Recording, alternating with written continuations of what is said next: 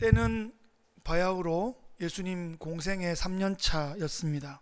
우리 지난 주일에 빌립보 가이사랴 그 땅에서 이제 2학년에서 3학년으로 올라가는 승급 고사를 치르면서 예수님께서 자신의 정체성을 발표해 주시고 이어서 첫 번째 순환 예고를 하신 장면을 보았습니다. 그때로부터 예수 제자학교 3년차가 시작된 것입니다. 이 3년차의 클래스는 예루살렘에서 가장 먼 헐몬산 자락, 그 요단강의 발원지, 거기에서부터 출발하여서 예루살렘 성전을 향하여 올라가는 아주 먼 여정으로 채워질 것입니다. 우리는 우리의 인생을 표현할 때 인생길이라고 종종 표현합니다. 어릴 때 부흥회도 참석을 많이 하고 새벽기도 금요 철야 때 교회에서 막 엎어져 자면서 권사님들과 함께 불렀던 많은 찬양들이 제 안에 남아 있습니다.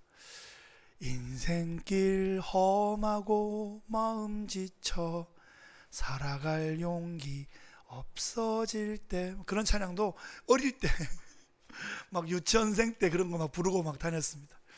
어릴 때 인생 길이 뭔지도 막 부르면서 불렀던, 인생은 그렇게 길입니다. 신앙생활은 지난주에 말씀드렸던 것처럼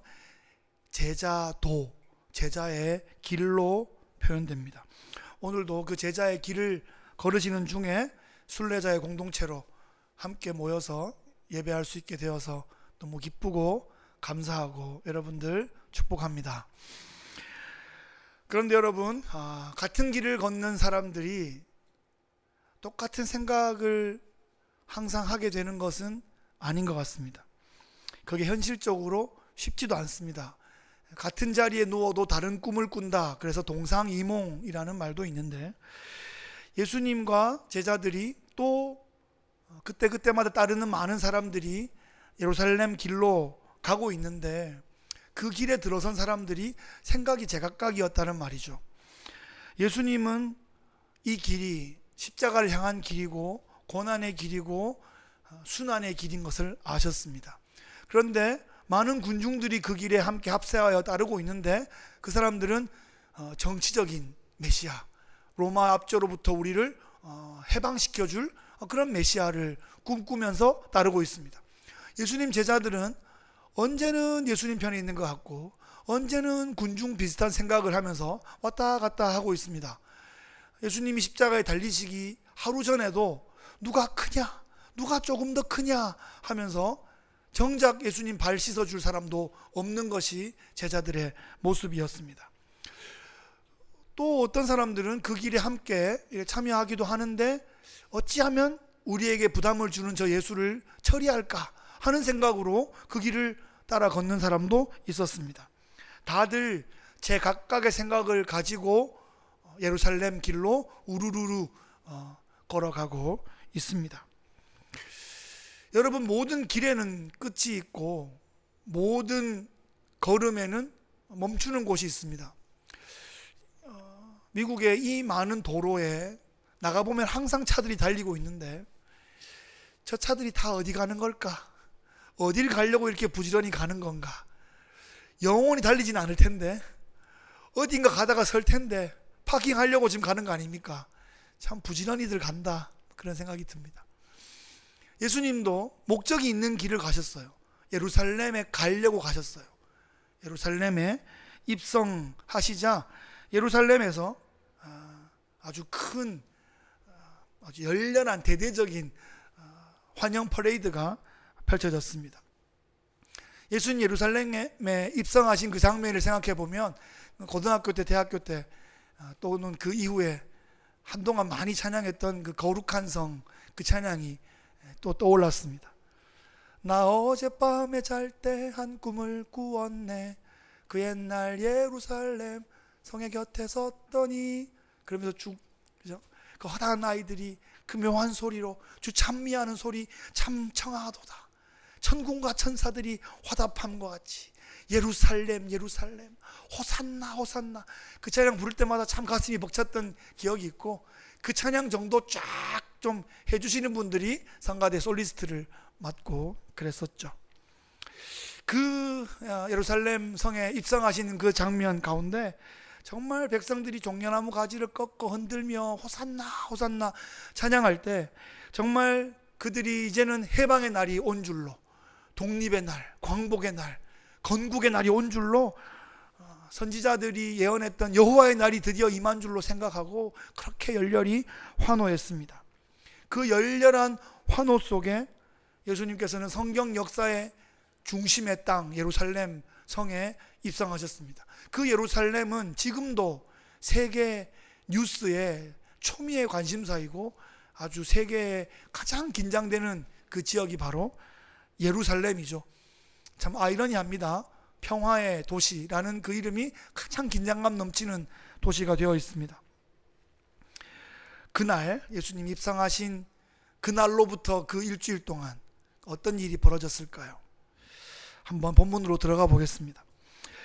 해마다 6월절이 되면 예루살렘에 수많은 순례객들이 모이는데 그 해의 6월절은 특별했습니다. 기독교 역사상 가장 중요한 일주일이었죠. 고난주간과 예수님 십자가의 처형과 부활이 있었던 그 6월절이었습니다.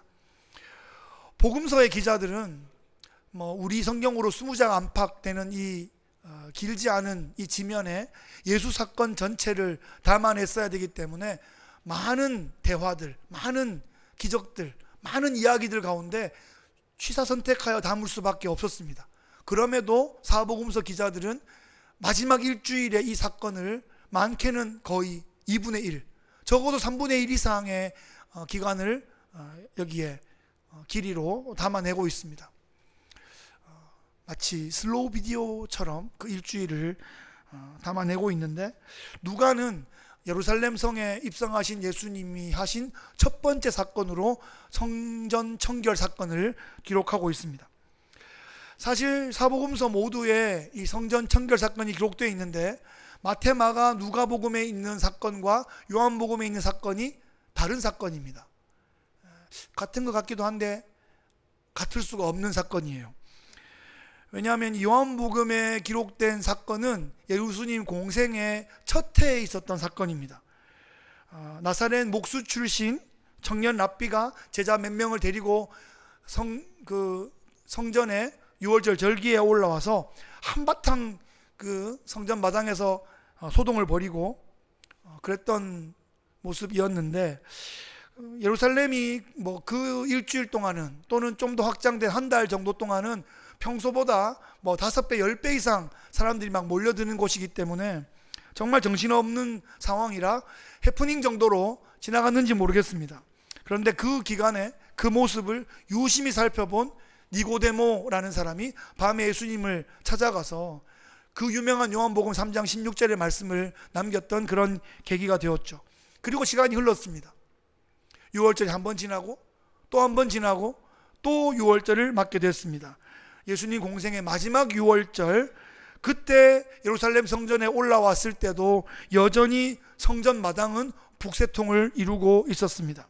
예수님이 다시 한번 성전을 청소하십니다. 성전을 더럽히는 자들을 강력하게 경고하십니다. 그런데 지금의 예수님은 3년 전과는 많이 다릅니다. 좀 알려지셨고 좀 유명해지셨고 좀 더 많은 영향력을 끼치고 있는 그런 상황이죠. 예수님은 이번 일주일 기간 동안 매일매일 성전에 올라오셔서 말씀을 가르치시고 질문에 답하시고 때로는 논쟁하시기도 했습니다. 그러니까 이 성전 청결 사건은 예수님이 그냥 홧김에 성전 한번 확 뒤집어 엎은 감정을 발산한 그런 사건이 아니라 성경 전체를 통해서 우리 신앙의 전 생활을 통해서 우리가 해석해보고 적용해보아야 할 매우 중요한 사건이다 하는 것입니다. 성경을 보면 이 성경에서 이 성전이라는 것이 매우 핵심적인 주제인 것을 알 수 있습니다. 최초의 성전은 어디에 있었습니까? 최초의 성전은 에덴 동산에 있었습니다. 건물은 없었는데 하나님께서 에덴 동산에 강력하게 임재하고 계셨기 때문에 임마누엘 그 자체인 에덴 동산이 그냥 성전이었던 거죠. 그 하나님 임재로부터 벗어나게 되었을 때 그 성전에서 예루살렘 에덴에서 추방되게 되었습니다. 에덴에서 추방된 인류가 실낙원하게 되면서 그 에덴을 그리워하고 뭔가 신을 추구하면서 신전을 짓고 문화를 창출하고 문명을 만들고 그랬던 것이 인류의 문명들이 되었는데요. 나중에 하나님께서 한 민족을 택하셔서 광야에서 성막을 만들게 하셨습니다. 이 성막은 이동식 성전인데요. 나중에 가나안 땅에 들어간 다음에 고정식 성전을 건축하게 되었습니다. 그 고정식 성전, 제1차 성전이 바로 우리가 아는 솔로몬 성전이죠. 성전이 지어졌는데 그 성전에서 하나님의 임재를 충만하게 구하지 않고 그 예루살렘에서 또 그 유대 땅에서 하나님을 잘 섬기지 않고 신명기의 율법을 그냥 무시하고 어기게 되면서 그 땅에서 추방되게 됩니다. 예루살렘 성전은 함락되었고요. 70년 만에 다시 그 도시에 돌아와서 성전을 재건합니다. 이것이 제2차 스룹바벨 성전입니다. 이스라엘 민족은 바벨론, 페르시아, 헬라, 로마 제국을 거치면서 이제 예수님 오실 무렵에 이 2차 스룹바벨 성전이 헤롯에 의해서 점점 증축되어 가고 있는 그런 와중 46년 동안 리모델링 되고 있는 그 과정 속에 복음서가 기록이 되어 있습니다. 그 성전은 거의 80년 동안 계속 리모델링이 되다가 AD 70년에 로마 티투스 장군에 의해서 돌 하나도 돌 위에 남아있지 않고 다 무너지게 되었습니다. 그렇게 80년 동안 짓고 거의 한 5, 6년 유지하다가 다 무너져 버리게 된 것입니다. 지금 남아있는 부분, 통곡의 벽이라고 하는 부분은 그때 그 땅 위에 있던 게 아니라 서쪽 땅 바닥 속에 있던 이제 거기가 다시 이곳에 제3성전이 지어지기를 눈물로 통곡으로 기도하고 있는 유대인의 통곡의 벽이 되어 있고, 그 위로 계단이 있어서 올라가 보면 그 옥상의 제일 위에는 이슬람 제3의 성지가 되어 있어서 황금 도움 사원이 거기에 건립이 되어 있습니다. 그래서 1층과 그 3층 그 사이에 서로 실탄 든 이제 다른 나라 군인들이 막 지키는 삼엄한 그런 광경인데, 거기에 제3성전을 지으려면 어떤 일이 벌어지겠습니까? 이 도움 성전을 무너뜨려야 되잖아요. 그러려 그러면 세계 3차 대전이 일어나지 않겠습니까? 이 아마겟돈 전쟁이 일어날지도 모르는 세계에서 가장 첨예한 대립이 있는 예루살렘 땅, 그 땅입니다. 이런 상황들을 보면서 과연 성경이 말하는 성전은 무언가? 우리는 성전을 어떻게 이해하고 받아들여야 되는가 하는 것을 오늘 한번 실제적으로 질문을 우리에게 던져보겠습니다. 예수님께서 성전에 올라가셨을 때 성전에서 어떤 상황이 벌어지고 있었습니까?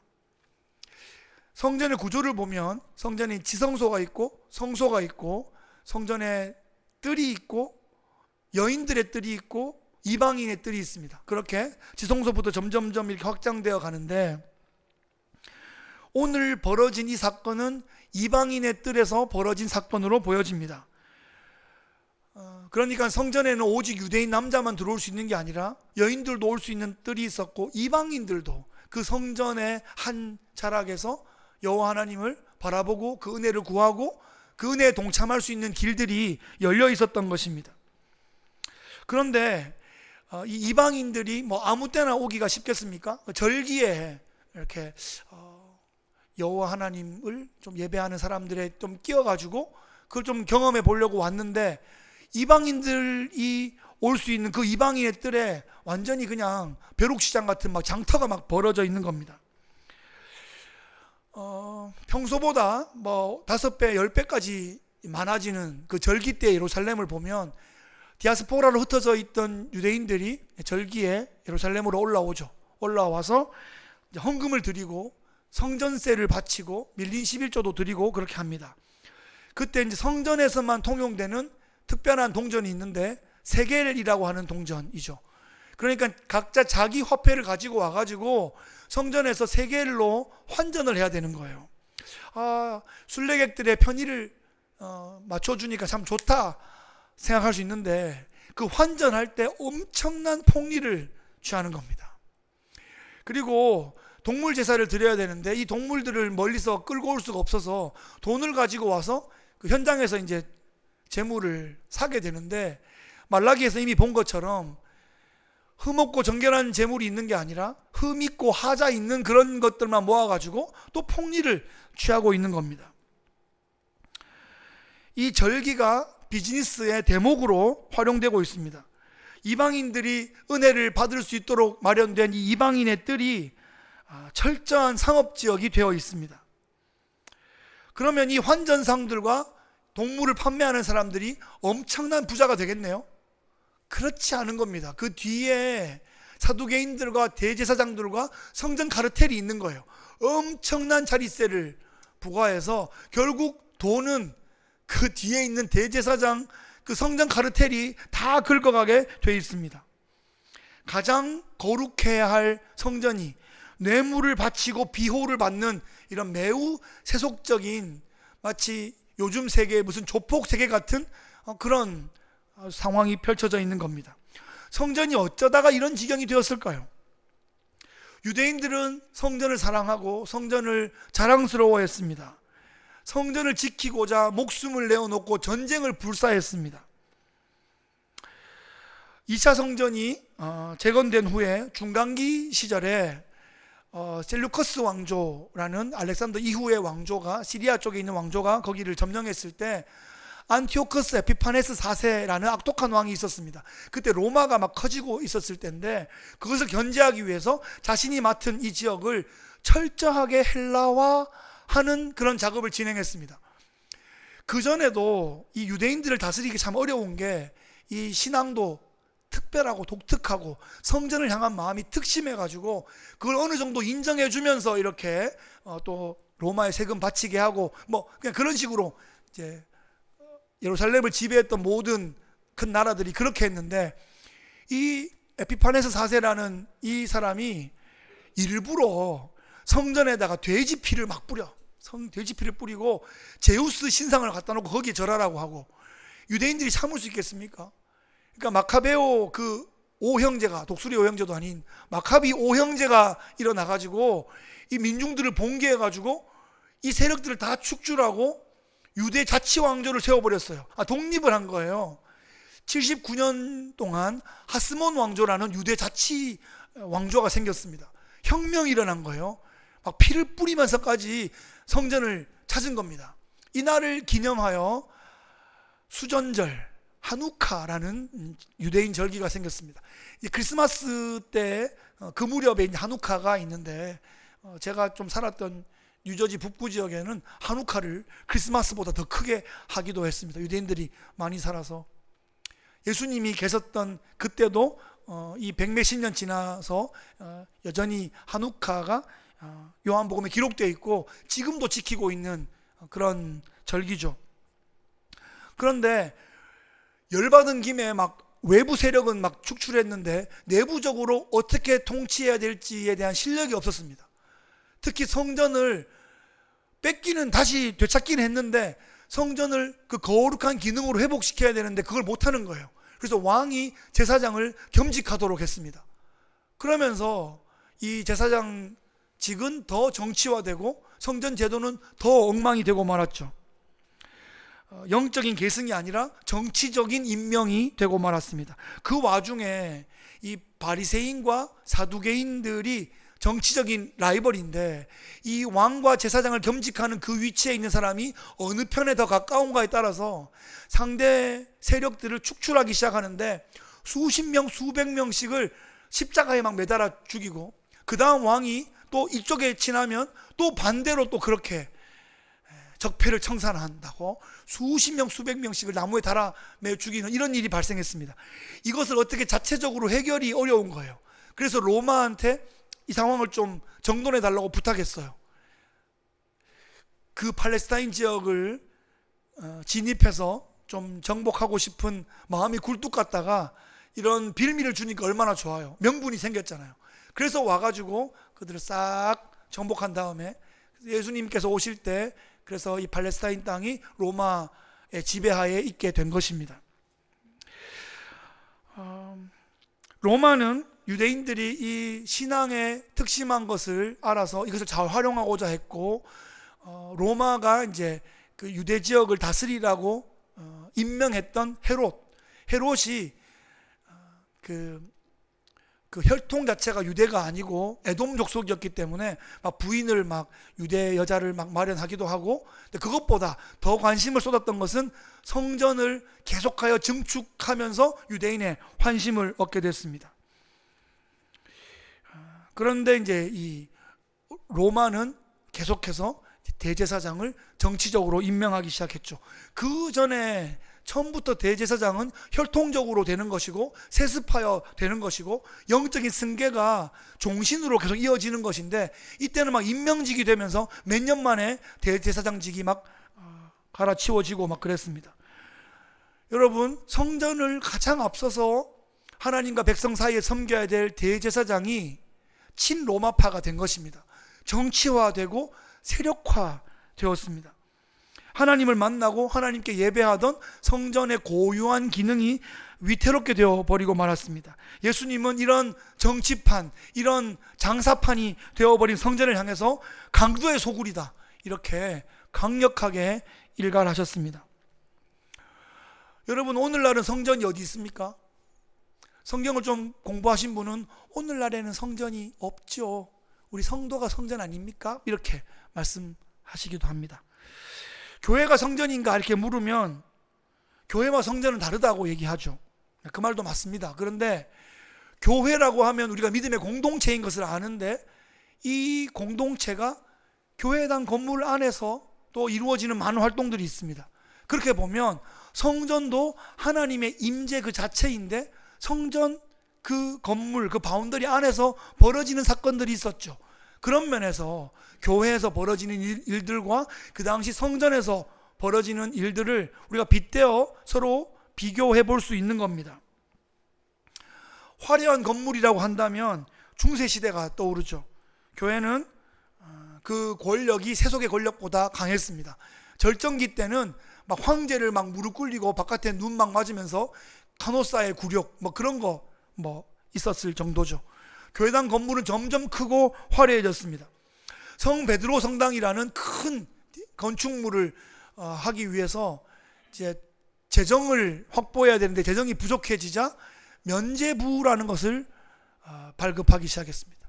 면죄부, 그러니까 돈을 주고 사면 죄를 용서받는 그런 티켓인데, 내 죄뿐 아니라 우리 증조 고조 할아버지, 우리 고고조 할아버지까지 지금 천국도 지옥도 아닌 중간에 연옥이라는 곳에 대기하고 있는데, 우리가 그 이름을 위해서 면죄부를 여기서 딱 사면 돈통에 돈이 땡그랑 떨어지는 순간 그분들이 천국으로 숑숑숑 올라간다는 거예요. 그래서 그 효심을 막 자극해가지고 면죄부로 막 팔면서 엄청난 돈을 모으게 됩니다.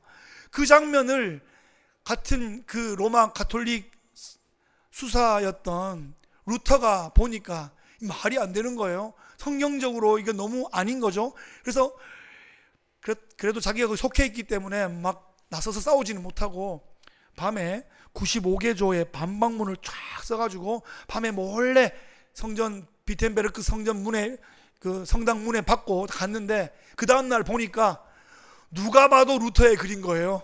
누가 봐도.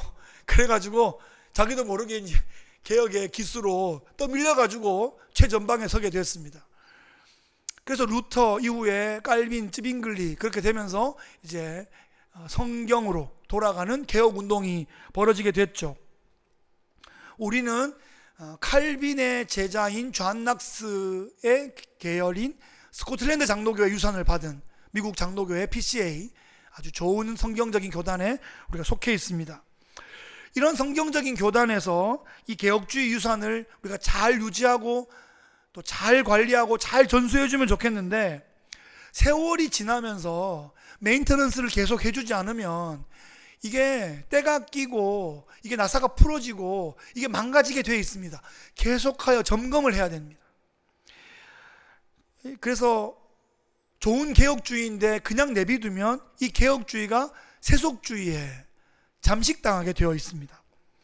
그래서 현대 교회의 가장 큰 문제는 불신앙의 문제나 이단의 문제라기보다는 세속화의 문제인 것이죠. 불신앙은 믿음으로 돌이키면 되고 이단은 단호히 대적하면 되는데, 이 세속화는 좋아 보이는 걸로 코팅이 돼 있어가지고 이게 실제로 이 모습이 어떠한지 분간하기가 되게 힘들 수가 있습니다. 이게 신앙이 좋은 것인지 세속적인 열심이 있는 것인지 분간이 어렵습니다. 다른 사람이 봐도 어려운데 심지어는 자기가 자신을 봐도 헷갈립니다. 내가 믿음이 있어서 하는 건지 내 열심으로 하는 건지 헷갈리지 않습니까? 지금 세 분이 끄떡끄떡하고 계신데 자기 때문에 끄떡하는지 남 때문에 끄떡하는지 몰라도 하여튼 헷갈린다 하는 것은 제가 말씀드릴 수 있겠습니다. 내가 성경적인 복을 추구하는 것인지 세속적인 복을 추구하는 것인지 이 기도하면서도 헷갈린다 이 말이에요. 자, 교회가 처음에는 시작하고 작고 힘이 없고 그럴 때는 이 교회가 좀 성장하면 복이다 위에 기도합니다. 이 교회 재정이 좀 늘어나면 너무 좋겠습니다. 기도합니다.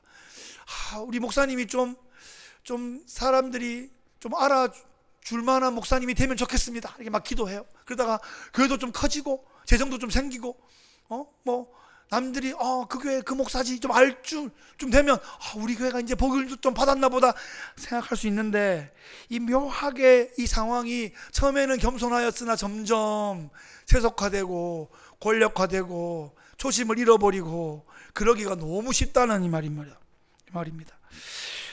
그렇게 좀 교회가 힘을 막 갖게 되면 나중에는 이걸 남주기 아까워서 세습하는 상황이 생기기 시작합니다.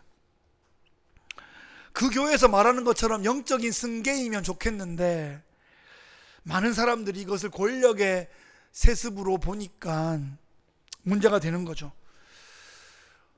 주님께 영광이 되지 않는다면, 사람들에게 상처가 된다면 할 수 있어도 하지 않는 게 바울이 우리에게 가르쳐준 그 건덕의 차원에서, 덕을 세우는 차원에서 더 중요하고 필요하지 않겠습니까?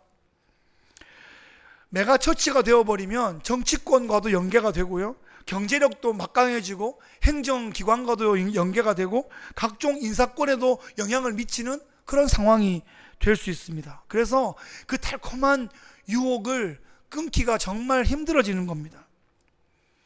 이민교회에서 우리가 또 신앙생활하고 이민사회에 살아가면서 기가 막힌 장면들도 많이 보기도 하고 겪기도 하고 또 듣기도 하고 그렇습니다.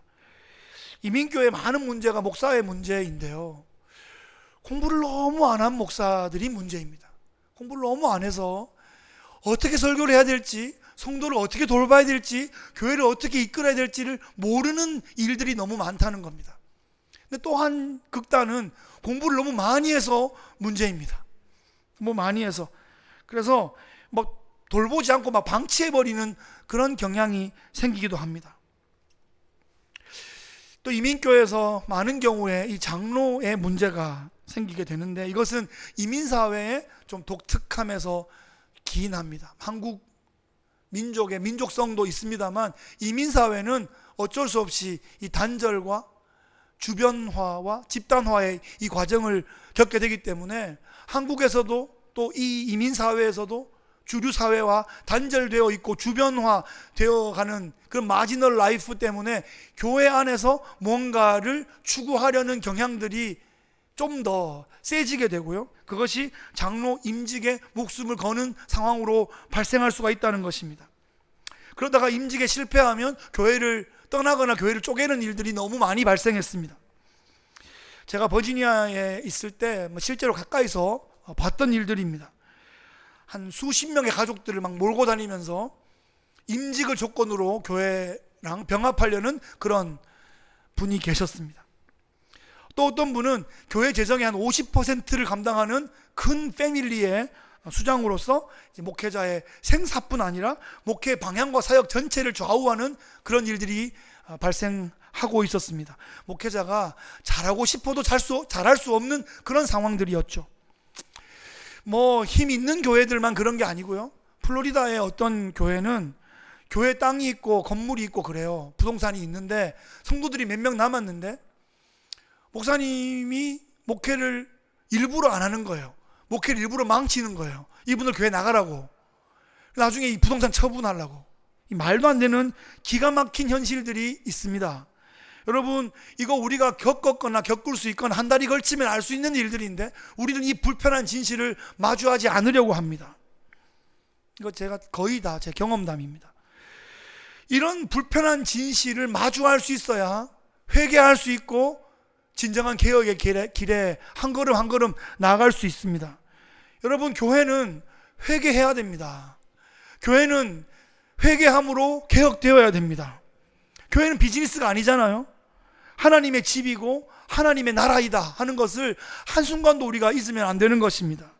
오늘 본문과 연관되어 있는 이사야 56장 7절 말씀해 보시면, 내가 곧 그들을 나의 성산으로 인도하여 기도하는 내 집에서 그들을 기쁘게 할 것이며 그들의 번제와 희생을 나의 제단에서 기꺼이 받게 되리니 이는 내 집은 만민의 기도하는 집이라 일컬음을 받게 될 것임이라. 여기서 그들이 누구냐? 이 그들은 이방인들인데요, 그냥 이방인이 아니라 하나님을 사랑하는 이방인들, 하나님과의 언약을 지키고자 하는 이방인들을 말합니다. 하나님께서 하나님을 사랑하고 하나님의 언약을 지키고자 하는 이방인들을 성산으로 인도하여서, 예루살렘 성전으로 인도하여서 만민의 기도하는 집에 멤버십을 주겠다, 이렇게 말씀하시는 거예요. 이방인도 하나님의 자녀의 그 백성의 길에 들어설 수 있는 통로가 그때도 열려 있었다는 것입니다. 그들은 나중에 죽어서 가는 그 천국만 추구하는 사람들이 아니었습니다. 하나님도 그들을 그저 천국에 보내려고 그들을 구원하신 게 아닙니다. 왜 그래야 되는데요? 그럴 이유가 뭔데요? 왜 천국 가야 되는데요? 그게 왜 하나님의 목적이 되어야 되는데요? 하나님은 우리를 천국으로 인도하는 게 목적이 아니고 천국 백성으로 삼으셔서 천국 올 때까지 이 땅에서 어떻게 살 건가 하는 게 우리에게, 하나님께 유의미한 상황이지 않습니까? 하나님께서 이방인을 구원하시는 목적은 나중에 그들을 천국에 가게 하시는 게 목적이 아니라 지금 이 땅에서 기도하는 사람이 되게 하시는 게 하나님의 구원의 목적이다, 이 말입니다. 지금 이 땅에서 기도해야 하나님 나라에서 유효한 열매들을 지금 맺어갈 수 있기 때문이죠. 그러니까 천국은 이 땅에서 이미 천국을 살아가는 사람들이 자연스럽게 가게 되는 곳이지, 이 땅과 전혀 상관없이 나는 구원열차 올라타고서 너무 좋은 찬양인데 티켓 딱 받으면 아무 문제가 없다고 하는 것은 반성경적입니다. 비성경적이에요. 성경을 잘못 이해하고 해석하는 것일 수 있다, 이 말입니다. 천국은 하나님의 다스림을 받는 곳이고요, 하나님은 기도를 통해서 당신의 백성들에게 응답하기를 기뻐하시는 분이십니다. 그러니까 나는 크리스찬이야 라고 말하면서 기도는 안 해, 말이 안 맞는 말이에요. 어불성설입니다. 크리스찬은 기도할 줄 아는 사람이고 기도하는 사람을 크리스찬이라고 합니다. 왜냐하면 그 일을 위하여 하나님이 부르셨기 때문이죠. 그 부름받은 사람은 그 목적대로 하는 것이지, 구원받았는데 기도를 안 한다, 만민의 기도하는 집에 멤버로 삼았는데 기도를 안 한다, 어떻게 해야 되죠? 회원권이 박탈되나요? 어떻게 해야 되나요? 멤버십 받기도 안 쉽지만 멤버십을 유지하려면 계속 그 멤버십을 관리를 잘 해야 되는 거거든요. 하나님의 집은 기도하는 집이다, 오늘 말씀하고 있습니다. 그래서 하나님의 성전은 기도하는 장소가 되어야 되고 교회도 기도하는 공동체가 되어야 됩니다. 기도를 빼버리면 성전은 의미가 없어지는 거예요. 성전이 왜 무너졌어요? 안티오쿠스 에피파네스 4세가 어떻게 한 게 아니고 로마의 티투스 장군이 어떻게 한 게 아니고, 영적으로 보면 기도하는 기능을 상실했기 때문에 하나님께서 그런 일을 허락하신 것이죠. 성전에서 기도해야 되는데 그걸 안 하고 있으니까, 있어야 될 소용이 필요가 없는 거니까, 목적을 상실했으니까 하나님께서 손을 대신 겁니다. 신앙 공동체는 기도를 통해서 돌아갑니다.